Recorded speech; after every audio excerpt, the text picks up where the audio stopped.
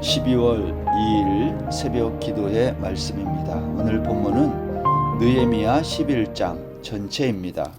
제가 오늘 11장 다 읽지 않고 1절과 2절만 읽겠습니다.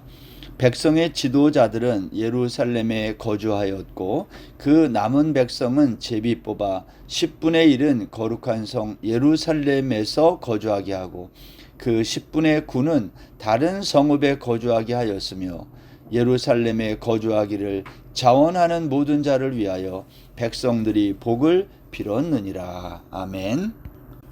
제가 3절부터 24절까지는 읽지는 않았습니다. 그것은 예루살렘에 정착한 사람들이 누구인지를 기록하고 있습니다. 명단이죠. 백성의 명단. 그리고 그들의 역할이 구체적으로 기록되어 있습니다. 그리고 마지막 25절부터 36절까지는 예루살렘 주변의 그 지역에 거주한 백성들, 비록 도성 안에 살지는 않았지만 예루살렘의 회복과 재건에 동참한 사람들의 이야기가 기록됐습니다. 우리가 오늘 본문을 이해하기 위해서는 느헤미야서 6장에 보면요, 성벽 공사가 마친 다음 7장 4절에 가면 이런 말씀이 있어요. 그 성읍은 광대하고 그 주민은 적으며 가옥은 미처 건축하지 못하였음이니라 그랬어요. 성벽이 완공되었습니다. 그러나 가옥은 미처 건축하지 못했다라는 것은요, 백성들의 살 거처가 아직 마련되지 않았음을 의미합니다. 예루살렘 성벽이 완공되었지만 백성들은요, 살 집이 없어 불편한 시기를 보내었던 것입니다. 성벽이 완공된 이후 백성들은 에스라가 이끄는 말씀 회복 운동으로 일대 개혁이 일어나죠. 이방인들과의 혼인 관계를 청산하고 죄를 자복하고 회개하는, 그리고 언약을 세워 기록하고, 그리고 어제 말씀드렸죠, 임봉하는 일이 있었고 백성의 지도자들이 앞장선 겁니다. 예루살렘의 지도자 84명은요 하나님의 전을 버려두지 않고 성전을 중심으로 삶의 개혁 운동을 실천합니다. 안식일과 안식년을 지켰고 어려운 형편 중에도 성전세를 바쳤고 토지 소산물의 첫 열매와 11조를 드렸던 것입니다. 오늘 본문 1절에 의하면 백성의 지도자들은요 예루살렘에 거주했고 남은 백성은 제비 뽑아서 10분의 1은 예루살렘에 거주하게 하고 10분의 9는 다른 성읍에 거주하게 했다고 했습니다.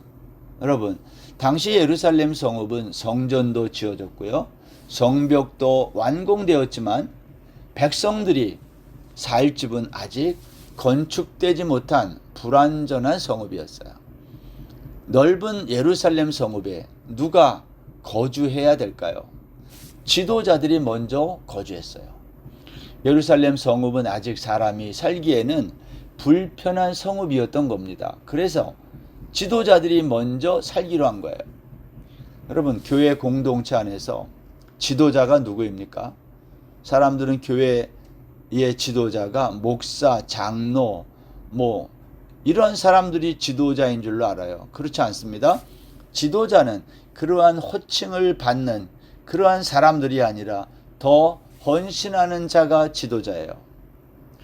교회 공동체 안에서 해야 할 일이 있는데요, 자원에서 먼저 하는 사람, 헌신하는 자가 지도자라는 겁니다. 지도자. 주일 예배에 많은 성도님들이 나오시지만요, 적지 않은 성도님들이 헌신합니다. 그렇죠? 주일 예배에 성도님들이 나오셔가지고 이제 여러 가지 봉사를 해요. 찬양대도 하고 안내도 하고 또 주방 봉사도 하고 주일학교 교사도 하고. 여러분, 어느 교회나 아무리 큰 교회라 할지라도 일꾼이 부족하다는 말을 늘 듣습니다. 왜냐하면 대부분의 성도들은요 주일 하루 예배 드리는 것으로 만족하는 그러한 신앙생활을 하기 때문에 그렇습니다. 우리 교회도 별 차이는 없어요. 이제 연말이 되고 새해를 준비할 때가 되면 교회에서 많은 일꾼들을 찾습니다. 뭐 찬양대도 그렇고요. 우리 이번 주일도 그랬죠. 찬양대도 필요하고 교사들도 필요하고 뭐 방송실에서도 사람을 찾습니다. 근데 늘 그 일꾼이 부족해요. 저는 태국 한인교회에 출석하는 우리 모든 성도님들이 자원해서 헌신하시기를 바랍니다. 태국 한인교회의 지도자가 되시기를 바라는 겁니다. 왜냐? 지도자란 더 헌신하는 사람이에요.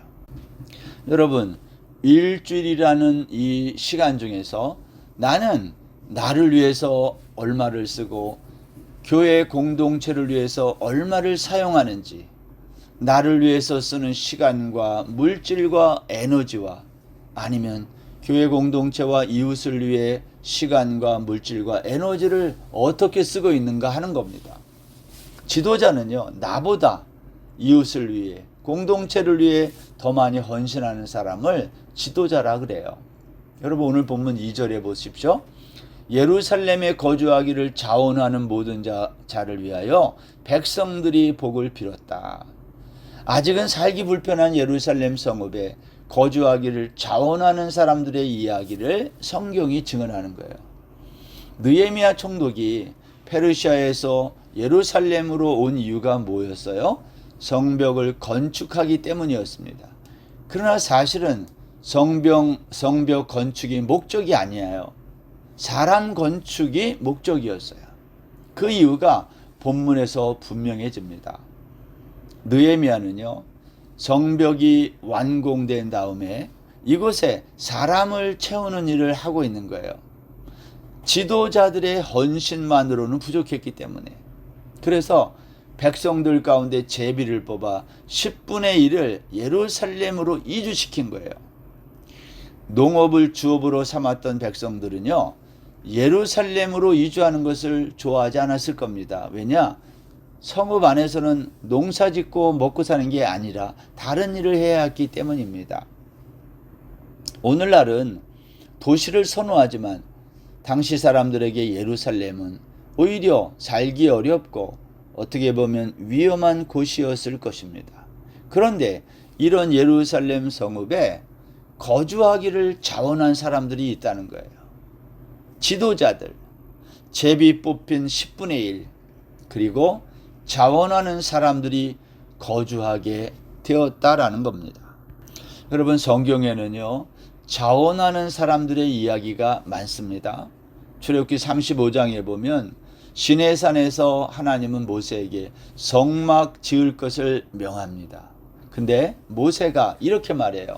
출애굽기 35장 4절 5절 모세가 이스라엘 자손의 온 회중에게 말하여 이르되 여호와께서 명령하신 일이 이러하니라. 이르시기를 너희의 소유 중에서 너희는 여호와께 드릴 것을 택하되 마음에 원하는 자는 누구든지 그것을 가져다가 여호와께 드릴지니 곧 금과 은과 놋과 9절에서 보석이니라 이렇게 맞춰요. 10절에 보면 물은 너희 중에 마음이 지혜로운 자는 와서 여호와께서 명령하신 것을 다 만들지니 그랬어요. 자기의 소유를 드린 사람이 있고 드린 것으로 성막을 짓고 만든 사람이 있는데 이 모든 일을 원하는 자가 했다는 거예요. 자원하는 사람이 다 했다는 겁니다. 저는 교회에서 하는 많은 일들을 보면서 늘 이런 생각을 갖습니다. 교회 공동체는 자원하는 사람들로 일이 돼야 된다. 자원하는 사람들이 없을 때는 어떻게 하는가? 그것은 자원하는 사람들이 생길 때까지 기다려줄 수 있어야 된다. 왜냐? 하나님의 관심은 사람에게 있기 때문이에요. 여러분, 예루살렘 성전 건축, 성벽 건축이 목적이었다면 느헤미야서는요 6장에서 끝나야 돼요. 그런데 성벽이 완공된 이후에도 7장이나 더 7장이나 더 기록된 것은요 사람을 세우는 데 목적이 있다는 것입니다. 여러분, 태국 한인교회는요 이제 올해로 35주년이 이제 맞춰지게 됩니다. 이제 내년 2월이면 36주년이 되거든요. 저는 교회는 뭐냐? 사람을 세우는 곳이다, 이렇게 생각해요. 하나님 나라의 거룩한 백성을 세우는 것, 성벽이 아니라 사람을 건축하는 것. 느헤미야는 이것을 잘 알고 있었던 것입니다. 근데 사람은 어떻게 세워집니까? 자원함으로, 더 헌신함으로 세워지는 겁니다. 여러분, 느헤미야서에는요 사람들의 이름이 유난히 많이 나와요. 예루살렘 성벽 공사에 참여한 사람들의 명단 3장에 나오죠. 포로에서 돌아온 사람들의 명단 7장에 나와요. 언약에 임봉한 사람들의 명단이 10장에 나오고, 어제 말씀, 그리고 예루살렘 성읍에 거주한 사람들의 명단이 오늘 11장 그리고 12장에 걸쳐 기록돼요. 여러분, 우리가 이 사람들의 이름을 한번 발음내서 읽어보면요 어려운 이름이에요. 근데 이 사람들의 명단을 이렇게 일일이 기록한 이유가 뭘까요? 이유는 하나님의 나라는 사람들이기 때문이라는 거예요. 창세기 1장에서 사람을 창조하실 때 하나님의 형상대로 지으셨다. 여러분, 아무리 예배당을 크고 잘 지으면 무슨 소용입니까? 그 안에 하나님의 형상대로 지음받은 사람이 없다면 그 예배당은 수많은 건물 가운데 하나에 불과한 거예요. 예루살렘 성읍에는 거주하기를 자원하는 사람들이 있었고, 자원하는 사람들을 축복하는 사람들도 있었어요. 여러분, 교회에서 무슨 일을 할 때 자원하는 사람들이 있고 나머지 사람들은 뭐 해야 돼요? 자원하는 사람들을 축복하는 일을 해야 하는 겁니다. 주일 점심 식사를 준비하는 우리 목장 식구들이 얼마나 수고하는지 알 수 없어요. 가끔은 음식 메뉴가 내 입에 맞지 않아도 수고하는 그분들을 격려하고 박수치고 축복하시기를 바랍니다. 여러분, 제비 뽑혀 예루살렘에 거주하게 된 10분의 1의 사람들과 그렇지 못해서 다른 성읍에 거주하게 된 10분의 9가 같은 마음을 갖는 겁니다. 헌신이라는 말의 의미는요, 마음이 아니라 몸을 드린다는 겁니다. 예루살렘 성읍에 거주하게 된 지도자들과 제비 뽑힌 10분의 1 그리고 자원하는 자들, 자신들이 살 집을 지어야 했을 거예요. 가족들도 따라오지 않았겠어요? 그분들의 수고를 생각해야 합니다. 가장은 그렇다 치고 아내와 자녀들은 그냥 따라왔을 겁니다. 가장들은 가족들의 마음을 하나로 만들고 자신들이 살 거처도 만들고 농업이 아닌 다른 방법으로 먹고 사는 길을 찾아야 했습니다.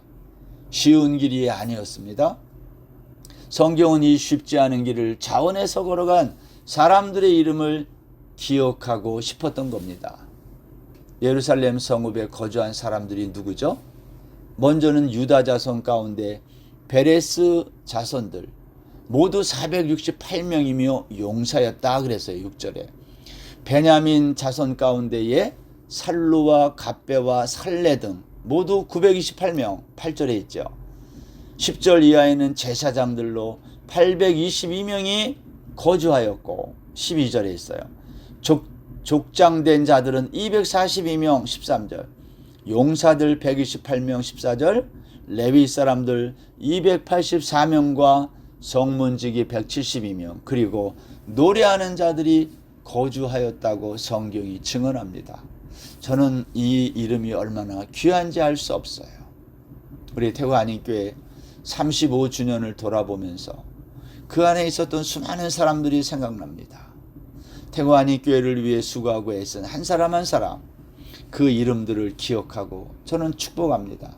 지금은 떠나가고 이 자리에 없지만 또는 지금까지 그 자리를 지키고 있는 이름들을 기억하고 축복하는 거예요. 사랑하는 성도 여러분, 자원하는 마음으로 지금의 자리에 머무시기를 축복합니다. 오늘 하루도 이 복된 축복의 자리에 머무시는 우리 모두가 되기를 바랍니다. 기도하겠습니다. 하나님 아버지, 태국 한인교회를 돌아봅니다. 지난 35년 동안 지나간 수많은 사람들, 남아있는 사람들, 그 한 사람 한 사람들의 이름, 그들의 헌신, 그들을 축복합니다. 주께서 받으시고 영광 나타내 주옵소서. 예수님의 이름으로 기도드립니다. 아멘.